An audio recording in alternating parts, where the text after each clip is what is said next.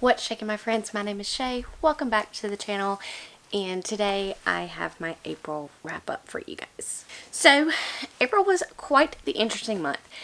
If you don't know, I did spin the wheel to choose my TBR, and quickly we will recap what the wheel chose for me. So there were 11 books, and it was I said that I was going to read Temple of Sand, Part of Your World, the Cartographers, and then the wheel picked Raybearer, Wildcard, Everlost, An Ember in the Ashes, Steel Heart, The Heart's Invisible Furies, A Deadly Education, and Serpent and Dove.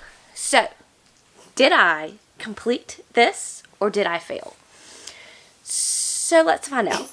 So the boy's name is Orion and the girl's name is Galadriel, or she goes by Elle.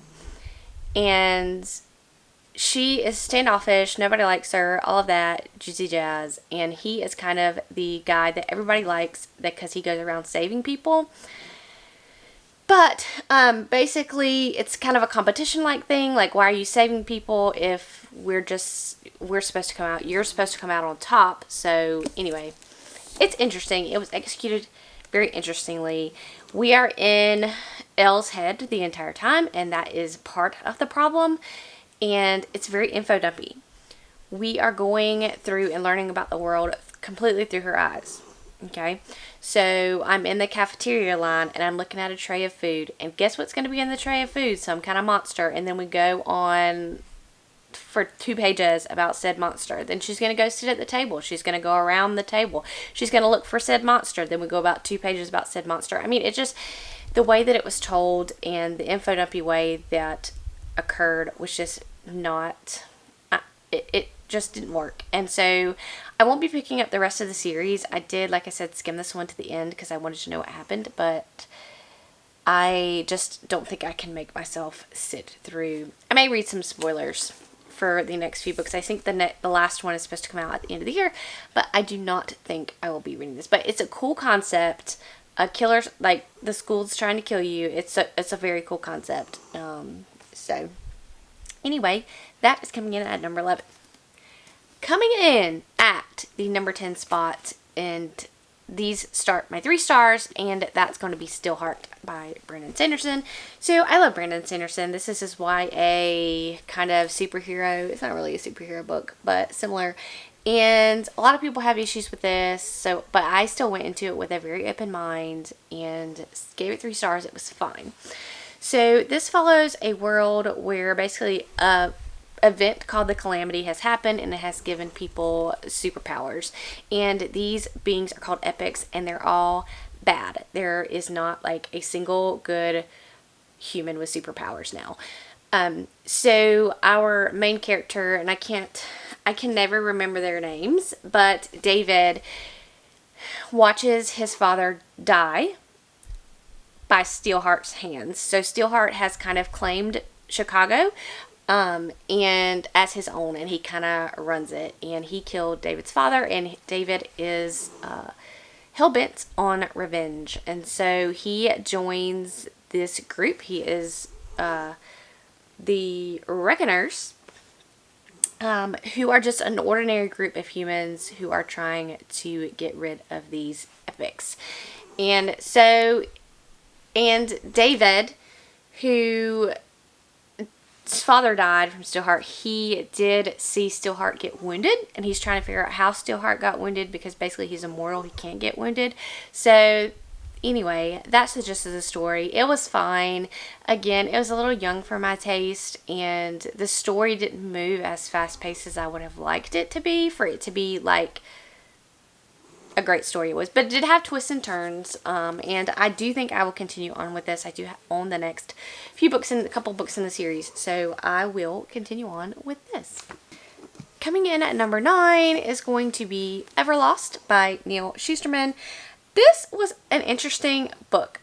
I think it is a perfect read for a middle grade student. So this follows our main characters. I can't remember their names, y'all. It's been so long.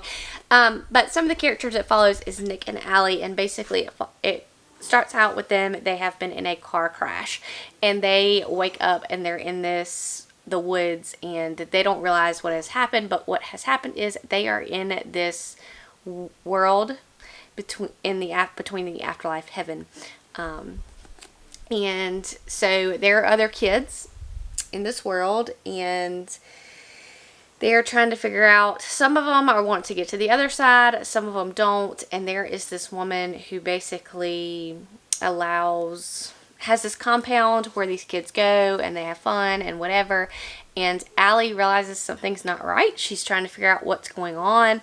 How are we going to pass on? Are we going to stay here? What's going to happen? Can I go back home? Can I become alive again? Kind of some interesting, really thought topics for a middle grader. So I thought it was very interesting, and it had some great twists, especially at the end of the book. I don't know if I'll continue on, just because I recognized that it was great for what it was, but I don't know that I necessarily needed to go on in this world. But I really did enjoy my time with this and would recommend it for this age group. Coming in at number 8 is going to be Redemptor by Jordan E. Foyko. Now, listen here. This is the sequel to Raybear by Jordan E. Foyko. I said in my Spin the Wheel that I was going to have to reread Raybear by Jordan E. Foyko before I moved on to Redemptor. Did I do that? I went and I tried to read a summary of Raybear, and I realized that I needed to reread Raybear because I did not remember anything that happened in that book.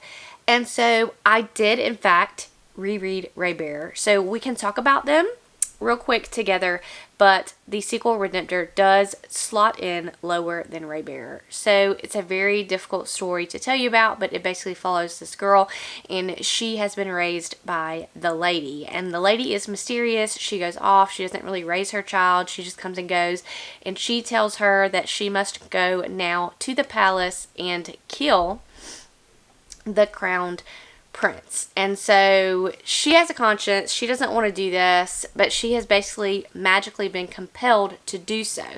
And so she goes off, and she's in a competition to try to be a Raybear for the or be in his council.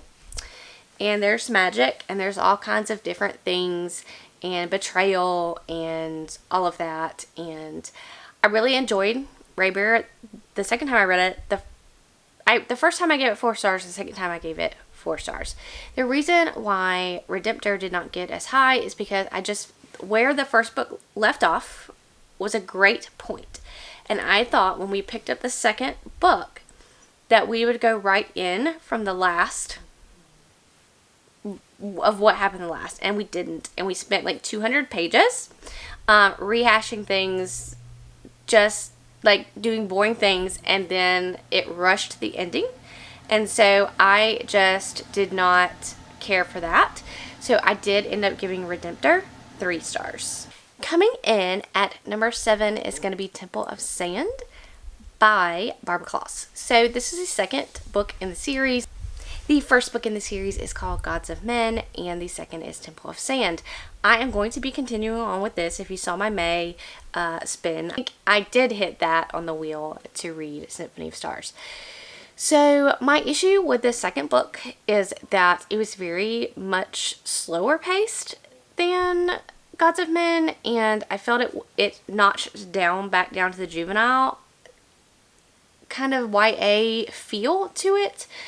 And so some of it, kind of the world building, like you would have really slow areas and then it would be fast, and then really slow areas and then be fast. And there wasn't a lot of explanation, and still the world building to me is slightly confusing.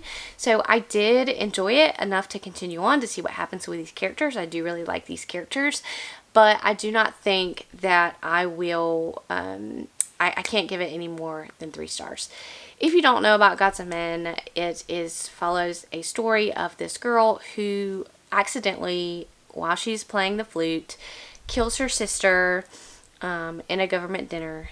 She does not realize she has powers before this, but she is then whisked away to the wilds where she is basically trying to hide her powers, and then it gets shown found out that she has these powers because they are forbidden and you can be killed for them, and then people start to be after them, and then she finds out there's this world of magic and how it's used and monsters and all of that, and it's a whole shebang and political and all of that. And so, but the second book does get a 3-star from me. Coming in at number 6 is going to be The Cartographers by Pink Shepherd. Now listen to me. This book gave me a crisis. I have to give this book like 3.5 stars. If I was rating on how good a book was. If I was rating on entertainment value, I would give this 5 stars. The problem with the book is it made absolutely no sense. But let me tell you something. I was so entertained. And this is the crisis that I have. So for you guys out there, how do you rate your books? Because do you rate it on a technical level of characters and plot and world building and how was this done? How was this executed? Or do you go simply by enjoyment level? Let me know down in the comments. So The Cartographers by Pink Shepherd basically follows our main character who has had a falling out with her father that has to do something with a map. They're all cartographers, and her father works at the New York Public Library, and they have a falling out.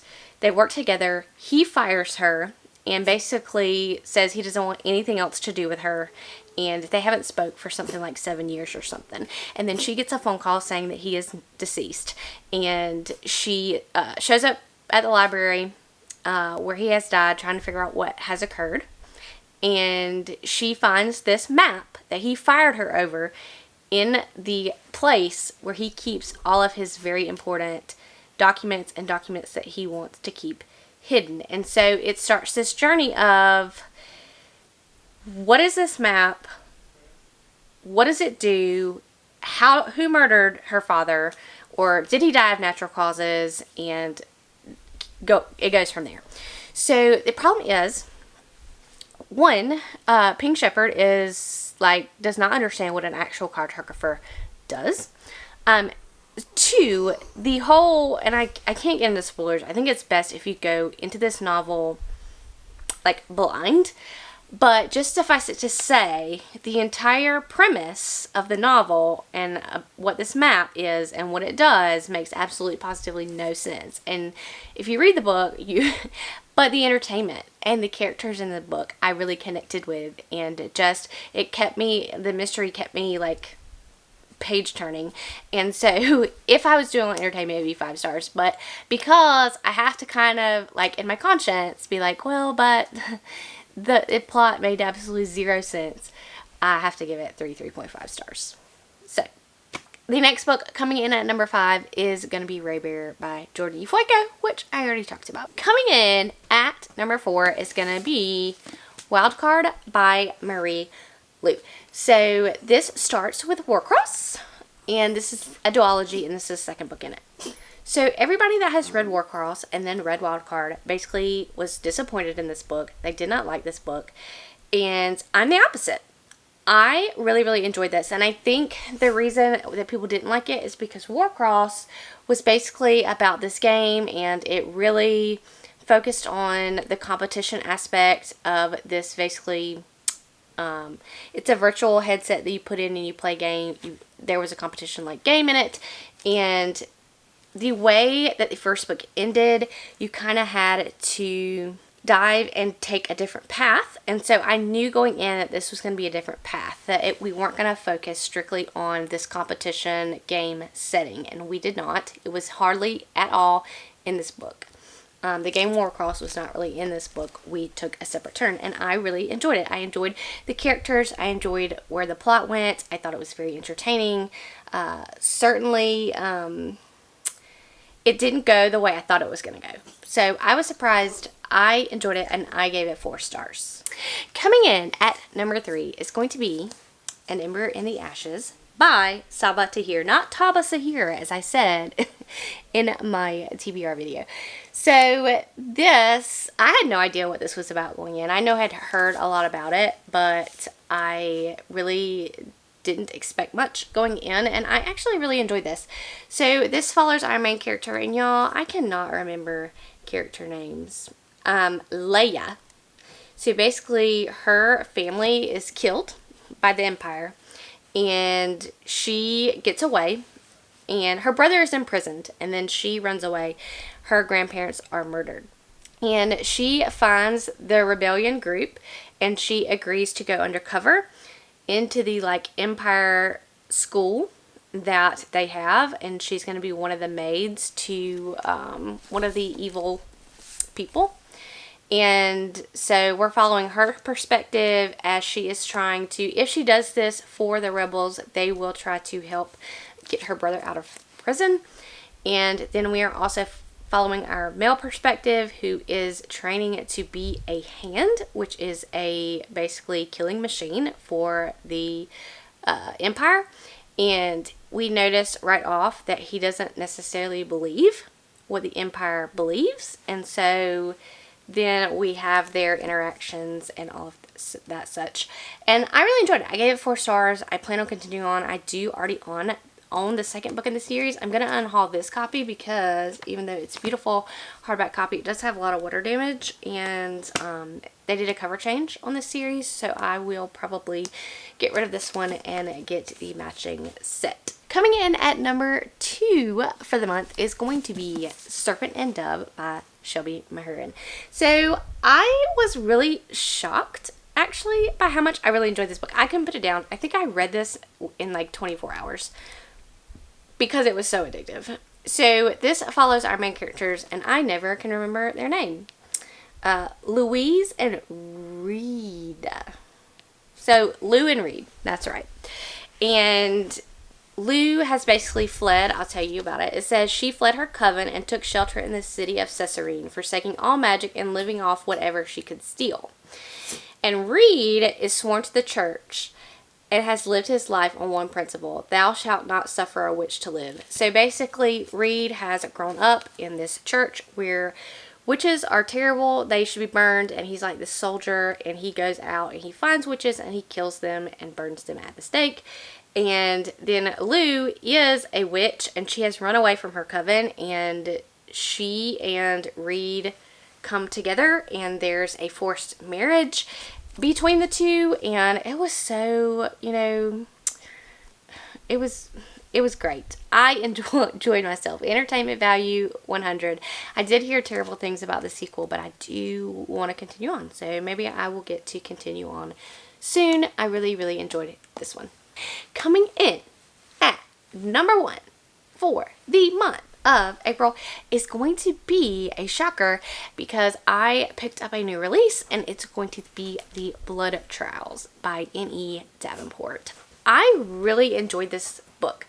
First off, I had seen some buzz about it. I had seen some good reviews, but I did not expect to like it as much as I did. I know I've said that a lot about a lot of books, because these are books that I picked up this month, not The Blood Trials, but everything that I spent on the wheel that has literally been sitting on my shelf for years. And now I'm sitting here questioning all my life choices, because like, why didn't I pick these books up sooner? So back to The Blood Trials though, by N.E. Davenport. This is basically a revenge story. This is following our main character, Akenna, who his grandfather has died. He was one of the rulers, one of the high rulers of their empire, and he has died, and she finds out that he has actually been murdered. And so she is going on a revenge story, and she goes into this school where the most elite soldiers are trained. And when I say they are trained, they are basically slaughtered, and whoever comes out at the end of it that does not die, they get to be the soldiers. And so it's very bloody, it's very gory, but it's basically her revenge story and trying to figure out what actually happened to her grandfather, who would have killed him, and she is dead set on killing whoever she finds out killed him. And then it's very political, and she kind of figures things out that she didn't know prior to. And she has some magic which she has hidden all of her life, because where she lives, it is the enemy's powers. So basically, you know that she is part of the enemy, even though she has never grown up with the enemy, but she has kept all of her power secret, but then she's struggling with it because her powers are trying to expose themselves. And it's just kind of a very, very interesting book. And I've heard people say that it's like Red Rising meets, I can't remember what they said, but it is comparable to Red Rising. And actually, I think a lot of it is darker than the first Red Rising book, because in Red Rising you do have him going to the school. It is his revenge story, and there is some pretty gruesome things that happen in that first book, but this is even more dark than I felt Red Rising was.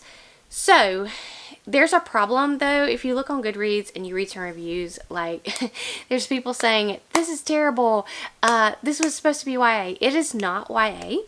It is absolutely 100% adult. And this cover is deceiving, but this is absolutely not YA. This is an adult sci-fi and sci-fi fantasy, sci-fantasy, whatever you want to call it.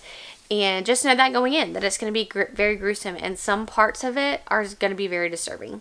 Like, they are outright killing teenagers. And so it can be, it was hard at times, but the overall story I really liked.